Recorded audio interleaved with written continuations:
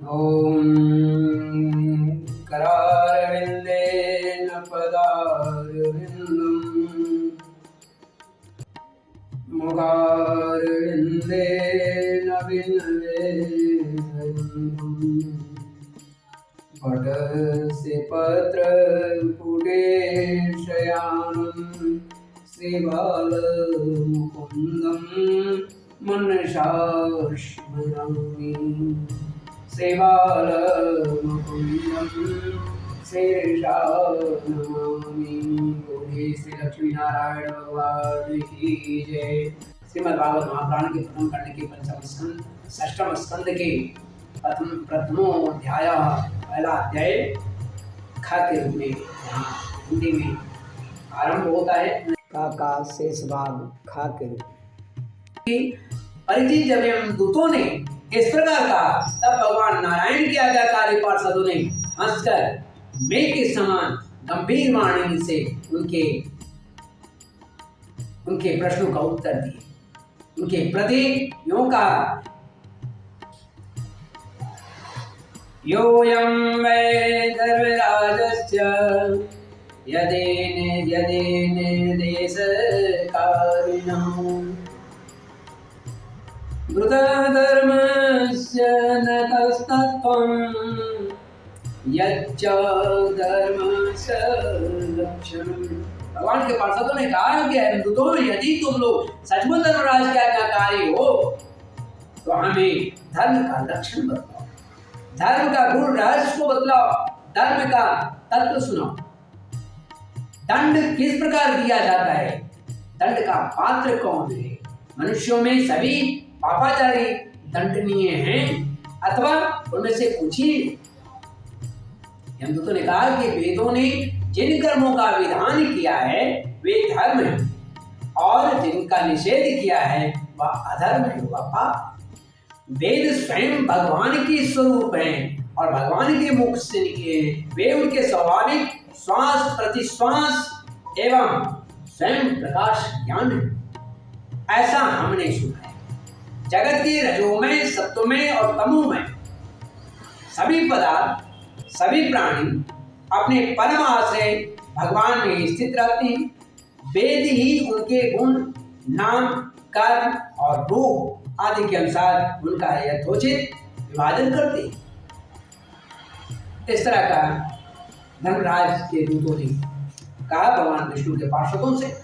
उन्होंने यह भी कहा कि सूर्योग्नि का मर्देगाव सोम संध्या निदिशा कंको काल धर्मा इति साक्षिणां। जीव शरीर अथवा मनोवृत्तियों से जितने कर्म करता है, अपने मन के भाव से जितने भी वृत्ति कार्य करता है, उसके साक्षी होते, उसके कई साक्षी होते, काल नहीं। उसमें साक्षी होते हैं सूर्य, अग्नि होती, आकाश होता है, वायु होती है, इंद्रियां, चंद्रमा, संध्या, रात, दिन, दिशाएं, जल, पृथ्वी, काल और धर्म। ये सभी जो हैं मनुष्य के कर्मों का साक्षी होती है। वह पाप कर्म किया तो भी और पुण्य कर्म किया तो भी ये जो हैं ये उनके साक्षी हैं। इनके द्वारा अधर्म का पता चल जाता है, और जब दंड के पात्र का निर्णय होता है, पाप कर्म करने वाले सभी मनुष्य अपने अपने कर्मों के अनुसार दंडनीय होते हैं। हे निष्पाप पुरुषों, जो प्राणी कर्म करते हैं उनका गुणों से संबंध रहता है, इसलिए सभी से कुछ पाप और कुछ पुण्य होते ही हैं, और देवान होकर कोई भी पुरुष कर्म किए बिना नहीं रहे। जो शरीर धारण किया हुआ है वह कर्म करेगा ही, चाहे वह पाप करे या पुण्य करे, या पाप पुण्य दोनों करे। जो शरीर धारण किया है उसे वो पाप और पुण्य करना ही होता है, करता ही है, उसके बिना वह रह भी नहीं सकता है। तो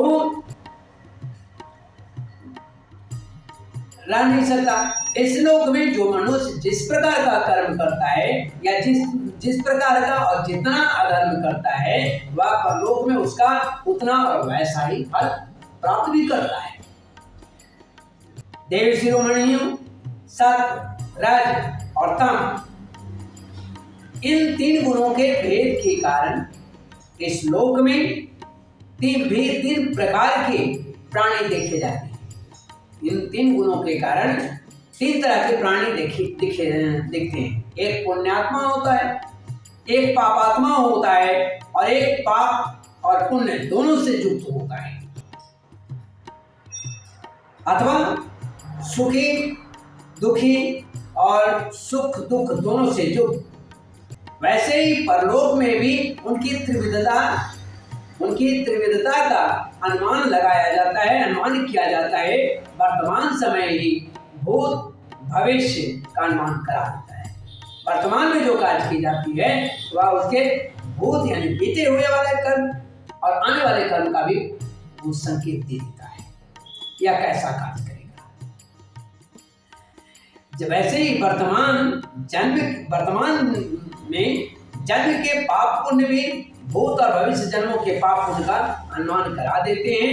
हमारे स्वामी जो है यमराज हैं, अजन्मा हैं, भगवान सर्वज्ञ यमराज सबके अंतःकरण की बातों को वे जान लेते हैं और सबके अंतःकरण में वे विराजमान भी हैं। इसीलिए वे अपने मन से ही सबके पूर्व रूपों को देख लेते हैं। वे साथ ही उनके भावी स्वरूप का भी विचार कर लेते हैं। इसका आने वाले समय में यह क्या होगा।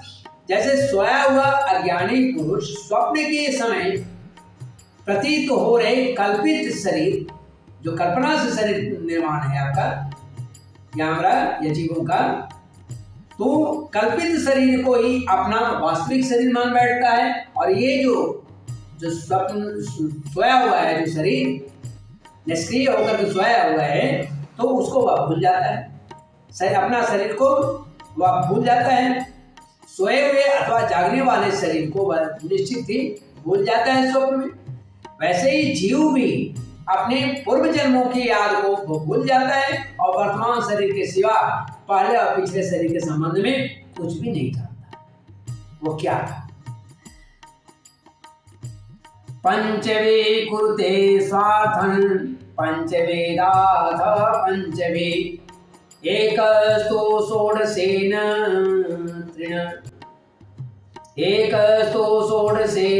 तृण स्वयं सप्तदशोष्णुते। सिद्ध पुरुषों, जीव इस शरीर में 5 कर्मेंद्रियों से लेना देना, चलना फिरना आदि काम करता है। 5 ज्ञानेंद्रियों से रस रूप आदि 5 विषयों का अनुभव भी करता है, महसूस भी करता है और 16वें मन के साथ 17वां वह स्वयं मिलकर अकेले ही मन, इंद्रियों और कर्मेंद्रियों इन तीनों के विषयों को अकेला भोगता है। जीव का यह 16 कला और सत्वादि 3 गुणों वाला यह लिंग शरीर अनादि है। यही जीव को बार बार हर्ष भी देता है, शोक भी देता है, भय देता है और पीड़ा देने वाले जन्म मृत्यु के चक्कर में डालता रहता है। जो जीव अज्ञानवश काम, क्रोध, लोभ, मोह, मद, मत्सर इन 6 शत्रुओं पर विजय प्राप्त नहीं कर लेता, उसे इच्छा न रहते हुए भी विभिन्न वासनाओं के कारण, विभिन्न वासनाओं के अनुसार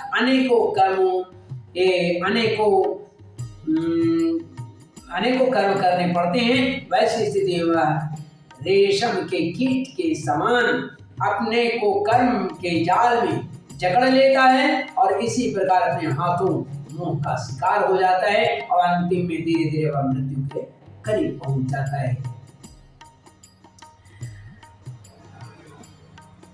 तो मोह का शिकार हो जाता है। कोई शरीरधारी जीव बिना कर्म किए कभी नहीं रह सकता है।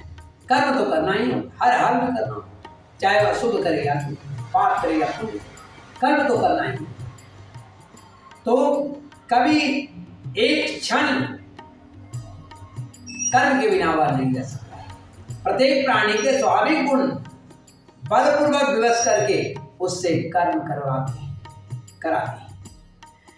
जीव और पूर्व जन्मों के पाप पुण्यमय संस्कारों के अनुसार स्थूल एवं सूक्ष्म शरीर प्राप्त करता है। पूर्व जन्म के पाप और पुण्य के कारण ही ये जो शरीर होता है, जो मरने पर जला दिया जाता है, ये स्थूल शरीर को, इस स्थूल शरीर को वह धारण करता है। तो ये सूक्ष्म शरीर बाद अनुसार स्थूल और सूक्ष्म शरीर प्राप्त करता है। उसी की स्वाभाविक एवं प्रबल वासनाएं कभी उसे माता के जैसा यानी कभी स्त्री रूप बना देता है, तो कभी पिता के जैसा यानी पुरुष बना देता है। कभी वह स्त्री बन जाती है तो कभी वह पुरुष बन जाता है।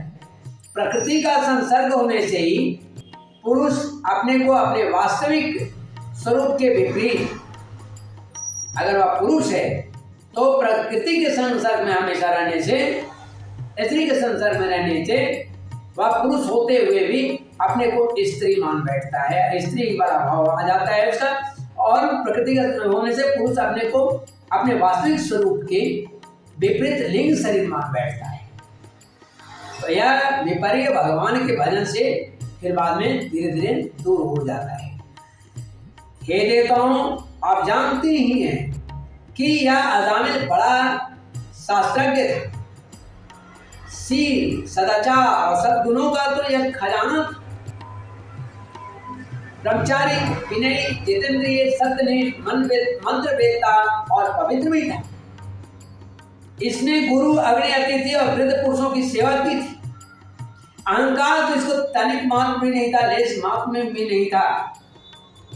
यह समस्त प्राणियों का हित चाहता, उपकार करता, आवश्यकता के अनुसार ही बोलता और किसी के गुणों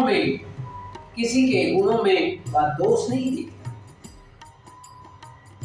लेकिन एकदा सौवनं यात देते संदेश कृत आदाय तत आवृत्त फल पुष्प समित कुशाम। एक दिन वह ब्राह्मण अजामिल जो था, अपने जब बाल काल में था तो अपने पिता के आदेशानुसार, प्रौढ़ावस्था में था तो अपने बाल्यकाल पिता के आदेशानुसार वन में गया और वहां से फल फूल आदि समिधा तथा खोज लेकर घर लौटा। लौटते समय इसने देखा कि एक भ्रष्ट शूद्र जो था,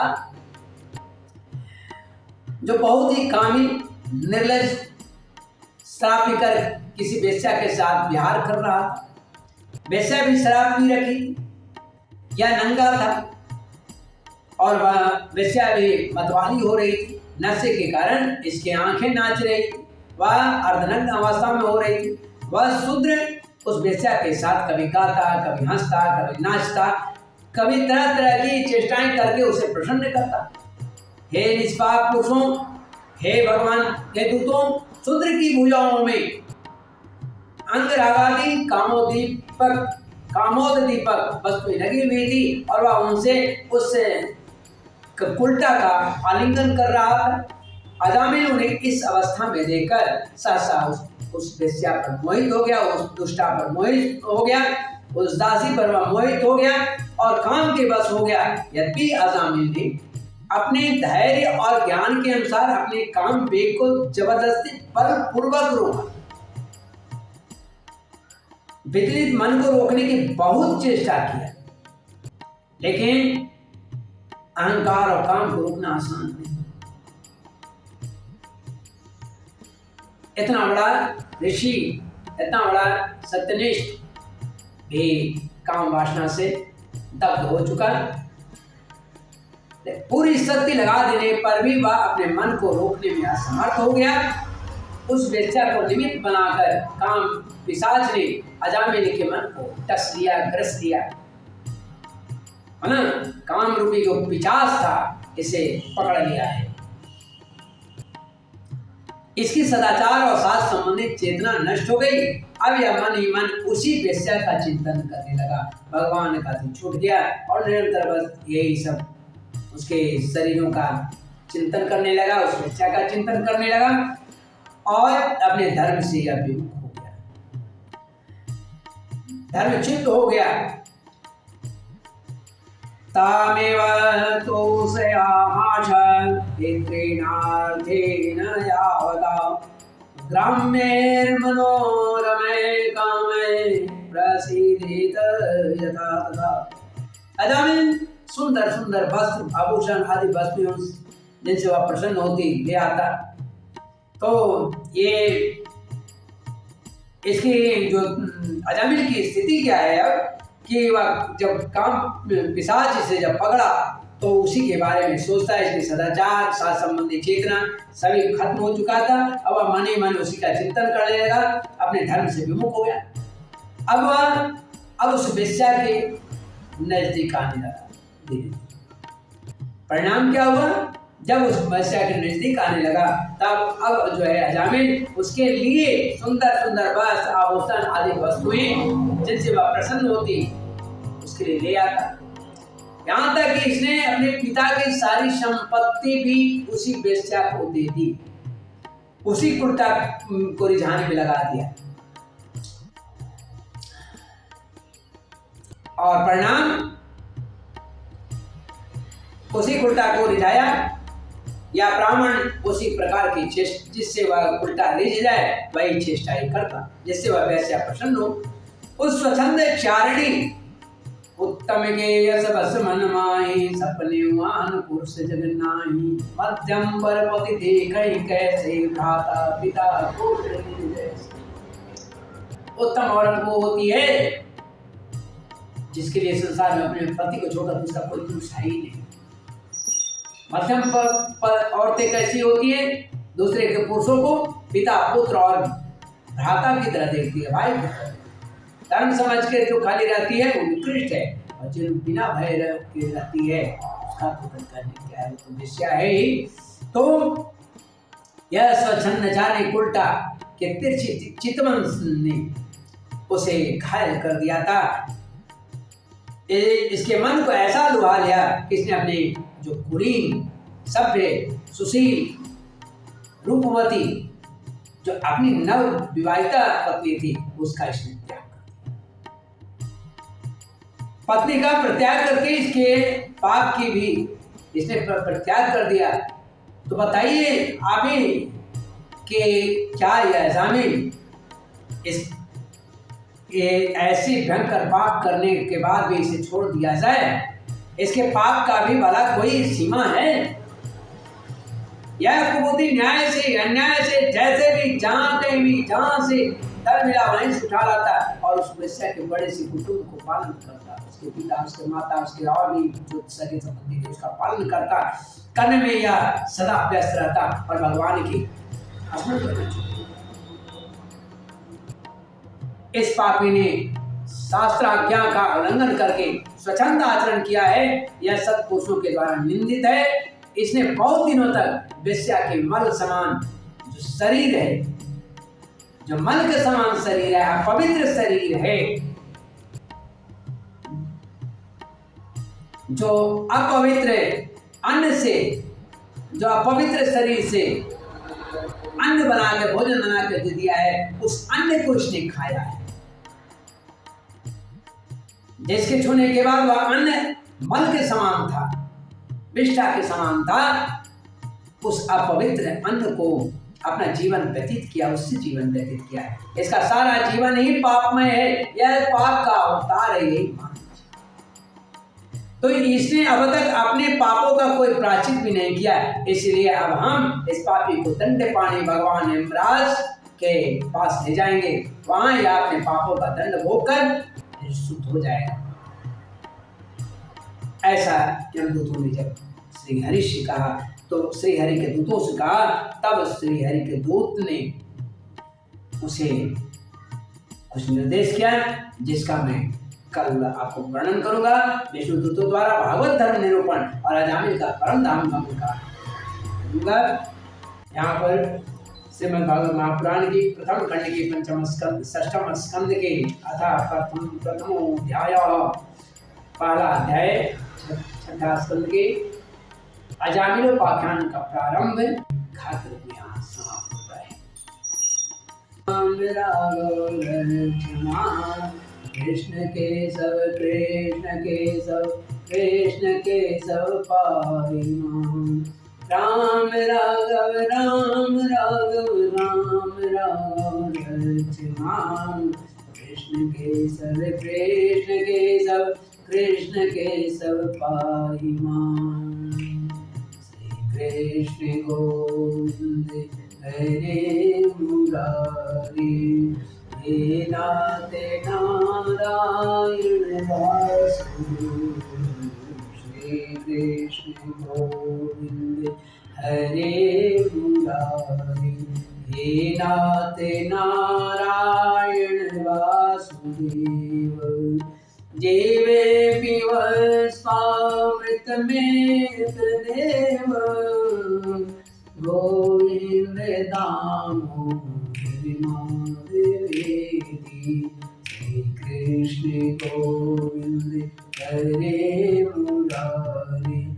हे नाथ नारायण वासुदेव। बोले श्री लक्ष्मी नारायण भगवान की जय। अनंत ब्रह्मांड नायक भगवान नारायण की जय। माता शक्ति की जय।